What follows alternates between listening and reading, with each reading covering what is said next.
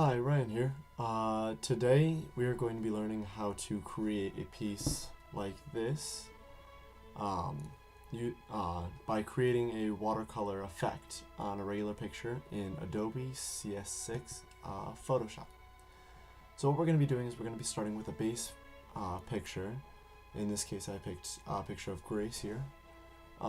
And the first step to this whole process is going to be to take out your quick selection tool and go through and just highlight the areas of where you want selected. And it's just going to auto-select a few spaces you may not want. It does its best to select things that have common values, such as the painting behind her having a common value with her hair. So, I'm just going to go through, I'm going to clean this up, and when I finish doing this, I'm just going to take the last little trim of this, and trim that back, just a little bit more, and then I'm going to go ahead and fine tune this using the polygonal lasso tool. So I'm just going to go and shift, click, click, click, and I'm going to create a little bit of an outline. I'm going to close it up here, and that's just going to select in that part. I'm going to do the same thing down here. Shift, click, click, click, and close up. And there you go. Now you have, and you can also do the same thing by hitting Option or Control and doing the same click to deselect a certain area as well. So now that I have her selected, the next part of this process is going to be to unlock your background, create it as a new layer, and then you're going to have to go to Refine Edge. And what that's going to do is it's going to pull her out, and it's going to allow us to, like it says, refine our edges. I have the view mode set to her on black, but you can do it any way you really want. On here it'll show like what you're actually doing to the picture, and I'm just going to use the selection tool that they give us, and I'm just going to go around the edges and just start cleaning up the edges that we have.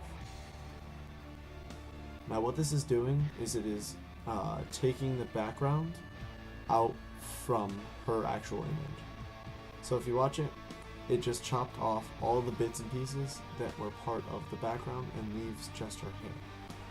Now as you see on here, obviously we have a little bit of a harder edge to her than we want. So what we're going to end up doing is we're going to be shifting the edge.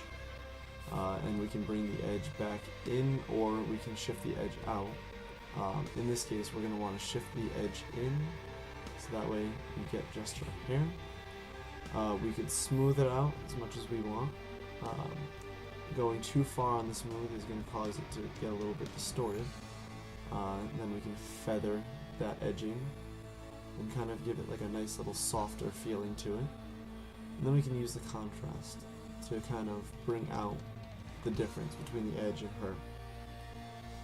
And then finally, we can take the decontaminate colors just to help fix with color correction and everything. And from there, it's going to output automatically, and if it doesn't, please change it so that it does new layer with layer mask. We're going to hit OK. Now with the new layer with layer mask, it automatically hides the one behind it. As you can see, that's our original, and this is what it was cut down to. Obviously we have a little bit of loss on the edge for hair. If we went back, we could probably refine that and just fix that. But for this purposes, this is going to look fine because the end result is going to look really nice. So what we're going to do is we're going to select the layer that's not visible, so that way we can create a layer above it.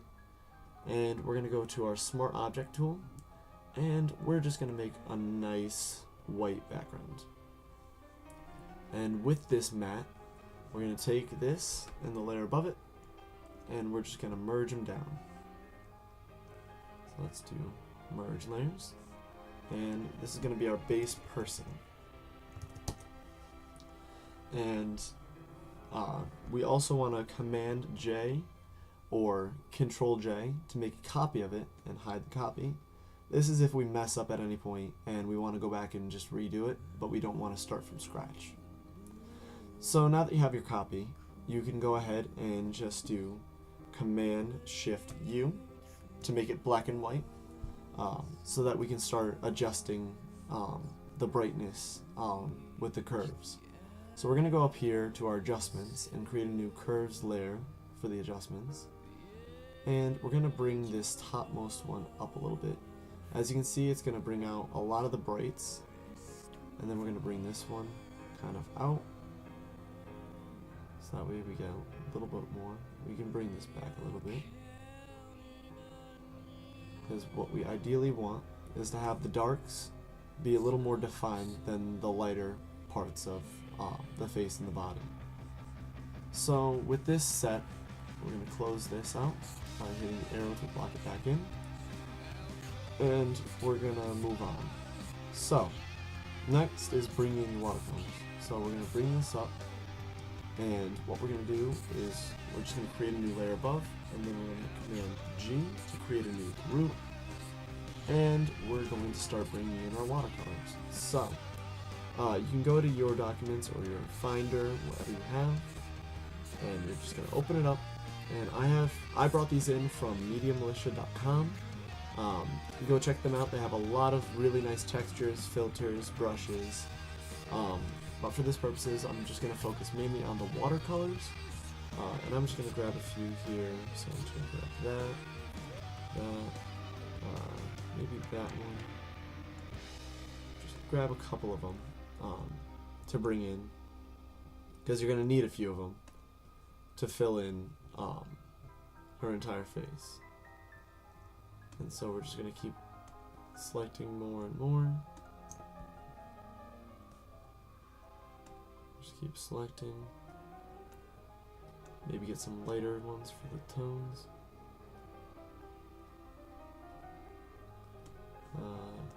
Which is opened up behind me. But I'm just going to move past it, and I'm going to bring these in to that group. If I just close that out first, and then I can just drag and drop these in. And with each one, you're just going to have to go ahead and hit enter for each of them just to confirm that they're there. So just hit enter, and I think I did 15 of these, so I'm just going to fast forward this part.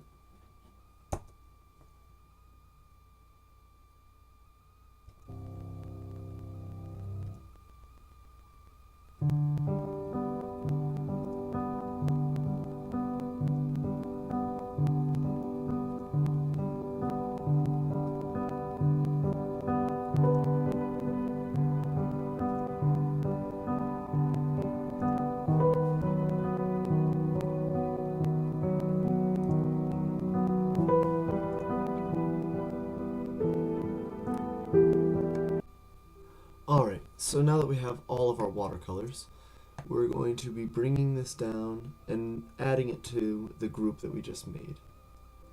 And we're just going to rename this group Watercolors.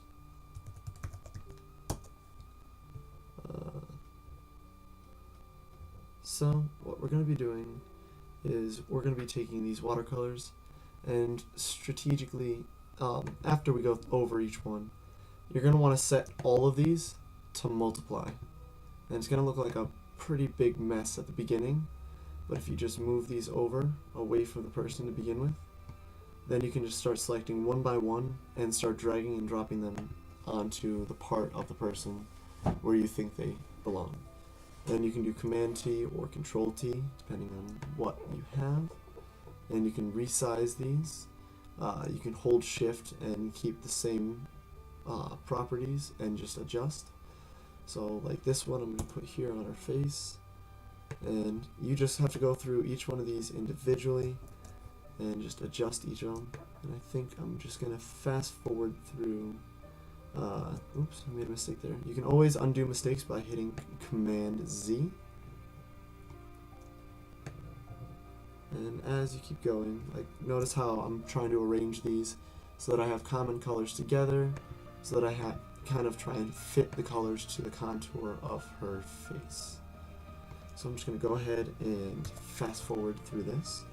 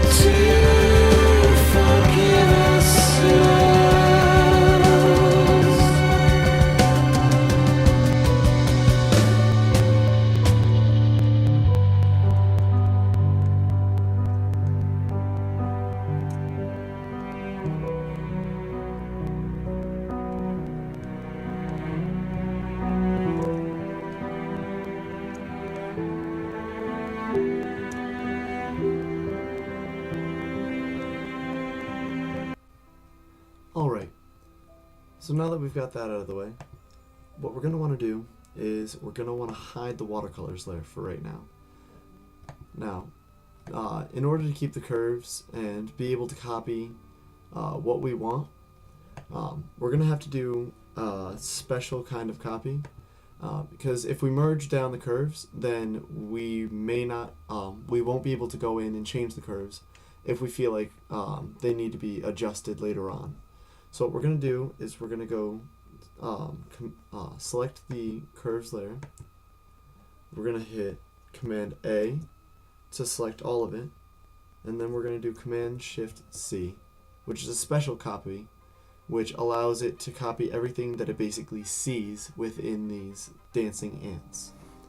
And what we're going to do now is we're going to go to the bottom and we're going to create a new mask. We're going to Option click or Control click on the mask, and we're going to do Command V. And then once we have it on here, we're going to want to invert it. So Command I or Alt I if you have a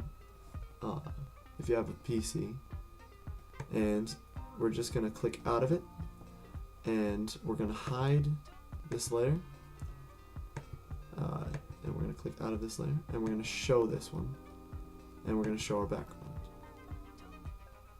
So now, once we're clicked out of it, we're going to create a background layer just in front of the curves using a white background.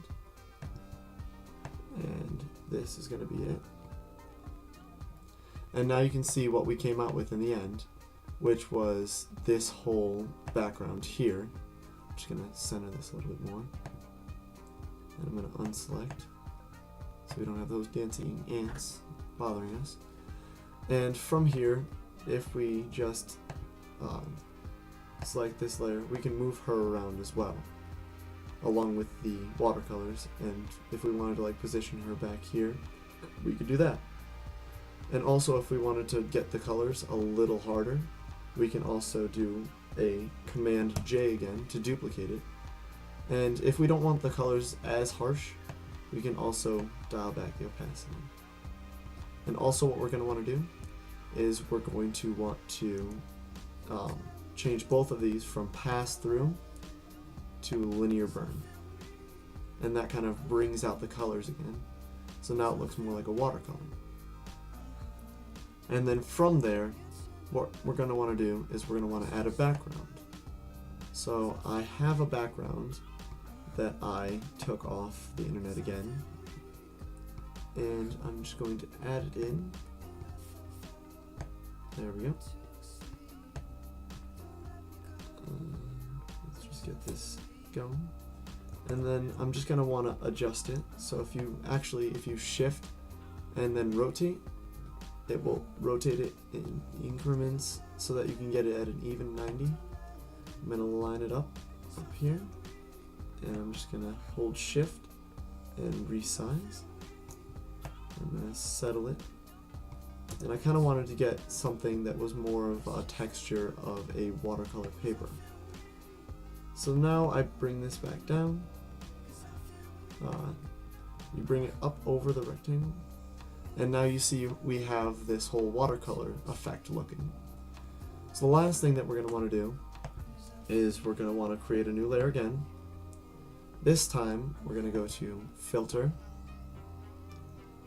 we're going to go to Render, and we're going to want some clouds. So what this is going to do is it's going to bring up, go to Filter, Render, Clouds. It's going to render us some clouds.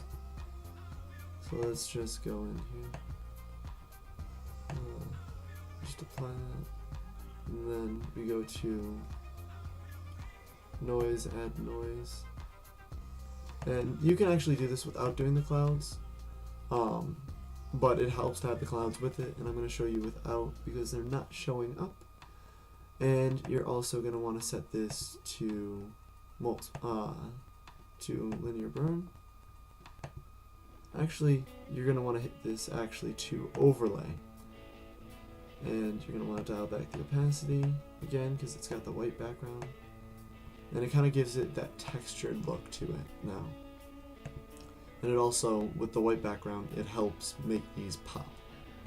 Now the last thing I'm going to add in is a little bit of text, just to fill the space over here, because you don't want to leave this space completely open. So I'm just going to start up the type. Once it loads up,